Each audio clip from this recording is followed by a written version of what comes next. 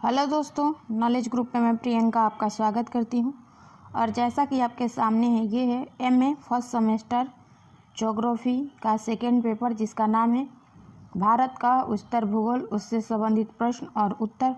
मुझे उम्मीद है कि इस प्रश्न और उत्तर से आने वाले आगामी परीक्षा में काफ़ी हद तक आपको मदद मिलेगी। अगर आप हमारे चैनल पर नए हैं तो चैनल को लाइक, शेयर और सब्सक्राइब ज़रूर करें, ठीक है। अब देख लेते हैं कि जैसा कि प्रश्न है कि बाघ परियोजना क्या है, इसका वर्णन कीजिए, ठीक है। जब आप इस प्रश्न का उत्तर लिखेंगे, सबसे पहले हेडिंग डालेंगे बाघ परियोजना, और इसमें लिखेंगे कि बाघ एक स्वस्थ पारिस्थितिक तंत्र का सूचक होता है।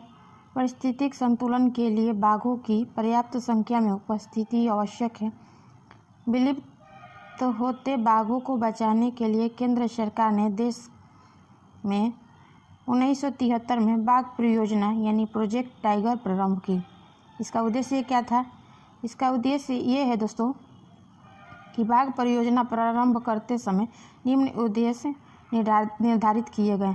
पहला है, भारत में बाघों को वैज्ञानिक, आर्थिक, सांस्कृतिक, सौंदर्यात्मक और पारिस्थितिक महत्व के लिए बाघों का व्यवहारिक संख्या को बनाए रखना। दूसरा है, देश में बाघों के लिए अनुकूलतम जैविक महत्व के क्षेत्र में को शिक्षा और मनोरंजन के लिए राष्ट्रीय विरासत के रूप में सदैव परिरक्षित रखने के उपाय करना। और तीसरा है, वन्य जीवन प्रबंधन के अंतर्गत बाघ संरक्षण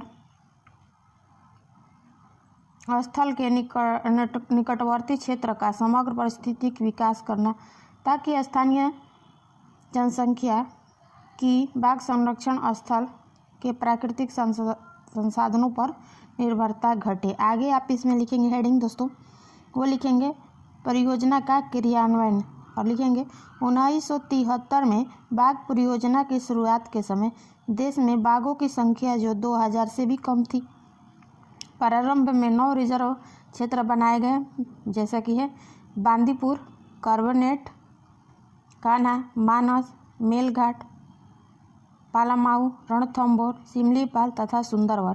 और इनका कुल क्षेत्रफल है जो दोस्तों वो है 16,339 वर्ग किलोमीटर, तथा इनमें 268 बाघ थे। इनमें 2,750 वर्ग किलोमीटर के विस्तृत सिमलीपाल रिजर्व जो है सबसे बड़ा था। आगे लिखेंगे 1978 से 79 में पेरियार तथा सरिस्का बाघ रिजर्व की स्थापना हुई, और 1982 से 83 में नामदफा, नागार्जुन सागर, बक्सा अवा इंद्रावती बाघ रिजर्व की स्थापना के साथ साथ देश में बाघ रिजर्व की संख्या 15 हो गई। और 1987 से 88 में दुधवा तथा कालाकंद, मुंडनथुरी बाघ रिजर्व की स्थापना हुई। 1992 से 93 में पेंच यानी मध्य प्रदेश तथा 1993 से 94 में तदोवा, अंधेरी, बाघवगढ़ तथा वाल्मीकि बाघ रिजर्व की स्थापना के साथ साथ कुल बाघ रिजर्व की संख्या 22 हो गई। 1994 से 95 में डंपा एवं पाना बाघ रिजर्व बने, और 1998 से 99 में पेंच यानी महाराष्ट्र व भाद्रा बाघ रिजर्व की स्थापना के साथ कुल रिजर्व की संख्या 25 हो गई। 1999 से 2000 में पक्के नहर और नामेरी व सतपुड़ा बाघ रिजर्व बने। 2005-06 में मधुमलाई व अन्नामलाई तथा 2006-07 में डंडेली, अंशी व काजीरंगा बाघ रिजर्व अस्तित्व में आए। और 2008-09 में अचानक मार, पेराम्बिकुलम, उदांती, सीता नदी, संजय दुबरी तथा सतकोशिया बाघ रिजर्व की स्थापना के साथ कुल बाघ रिजर्वों की संख्या 38 हो गई। 2009 से 10 में सहाद्री या 2011 से 12 में बिलीगिरी, रंगानाथन तथा 2012-13 में कौल बाघ रिजर्व की स्थापना के साथ साथ कुल बाघों की रिजर्वों की संख्या 41 हो गई। इनका सकल क्षेत्रफल 49,112 वर्ग मीटर किलोमीटर अर्थात देश के भौगोलिक क्षेत्र का 1.49% है। क्षेत्रफल की दृष्टि से नागार्जुन सागर रिजर्व सबसे बड़ा है, और मध्य प्रदेश में 6 बाघ रिजर्व को सर्वाधिक है। आगे आप इसमें लिखेंगे दोस्तों, वो लिखेंगे कि बाघ परियोजना प्रारंभ करने से देश में बाघों की संख्या में वृद्धि हुई और 1973 की स्थापना में बाघ रिजर्व में 268 बाघ थे और 2001 से 2 में सभी बाघ रिजर्व में बाघों की संख्या 1576 हो गई। 2010 में इनकी जनसंख्या 1706 हो गई और देश में कुल बाघों की संख्या का लगभग 4000 हो गई। ठीक है, आगे लिखेंगे जो कि 1973 में लगभग 2000 थी। इसमें सुंदरवन रिजर्व में सर्वाधिक बाघ हैं।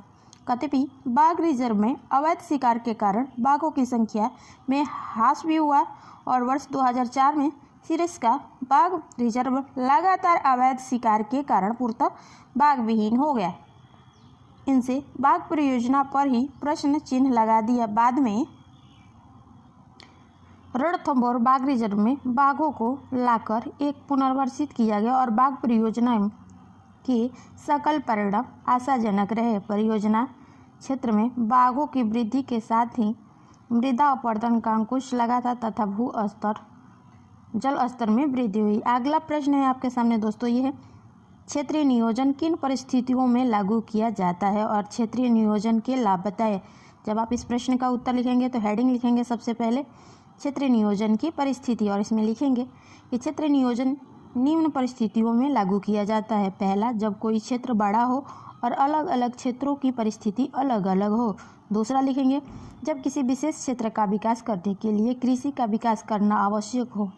तीसरा लिखेंगे पिछड़े क्षेत्र का विकास करने के लिए क्षेत्रीय विकेंद्रीकरण आवश्यक हो, जिसमें अगला हेडिंग लिखेंगे इसमें क्षेत्रीय नियोजन के लाभ और लिखेंगे क्षेत्रीय नियोजन के प्रमुख लाभ हैं और इसमें आप लिखेंगे कि पहला, रोजगार के अवसरों का विकास और इसमें लिखेंगे जब किसी देश की सरकार क्षेत्रीय नियोजन के माध्यम से सभी क्षेत्र का विकास करती है तो इससे रोजगार के अवसरों की वृद्धि होती है। दूसरा लिखेंगे संतुलित विकास, इसमें लिखेंगे सभी क्षेत्रों का विकास होने की से देश का आर्थिक विकास संतुलन ढंग से होता है। तीसरा लिखेंगे जीवन स्तर में सुधार, क्षेत्रीय नियोजन के कारण पिछड़े क्षेत्र के लोगों के जीवन स्तर में सुधार होता है। चौथा लिखेंगे क्षेत्रीय साधनों का पूर्ण दोहन और इसमें लिखेंगे कि क्षेत्रीय नियोजन के कारण क्षेत्रीय साधनों का पूर्ण विदोहन हो जाता है।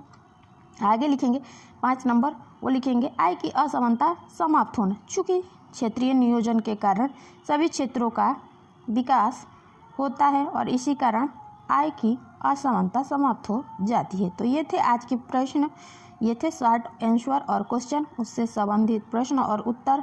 मुझे उम्मीद है कि इससे काफ़ी हद तक आपको मदद मिलेगी।